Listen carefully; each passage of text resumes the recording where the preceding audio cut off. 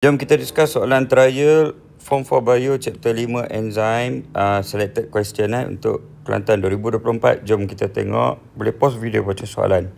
Okey, soalan A. Enzyme P. Nak tahu nama enzim, kena tahu nama substrate. Tapi substrate dia tak bagi, dia sebut Y sahaja. Jadi nak tahu nama substrate pula, kita boleh tahu daripada nama produk. Jadi ini kan ada dua ketul glukos molekul kan. Dari chapter 4 kita dah belajar glukos tambah glukos akan membentuk maltose. Jadi kalau maltose, enzim dia maltase. Dan second, tengok dekat active site. Selain maltose, ada benda lain. X, dia pun join sekali juga duduk kat active site tu. Jadi X ni merupakan cofactor. Kalau awak tengok nota kita dekat bahagian characteristic of enzyme, cofactor ni dia boleh bind dekat active site tu, menyebabkan enzim tu dia function more efficiently. Dia akan meningkatkan kadar tindak balas enzim or rate of reaction. Okay. Jadi X ialah cofactor.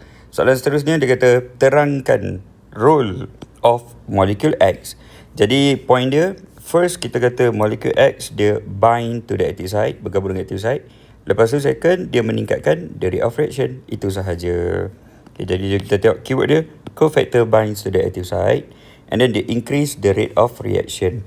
Kalau lah contoh tiba-tiba soalan 3 markah kan, awak boleh further explain apa maksud rate of reaction tu. So in this case kan kita menghasilkan glucose. Jadi more glucose produced per unit time. Apa maksud per unit time? Sebab kadar rate kan kita kena measure based on time. Per saat ke, per minit ke, per hour ke. Tapi kita tak specify, that's why kita sebut per unit time only. Dan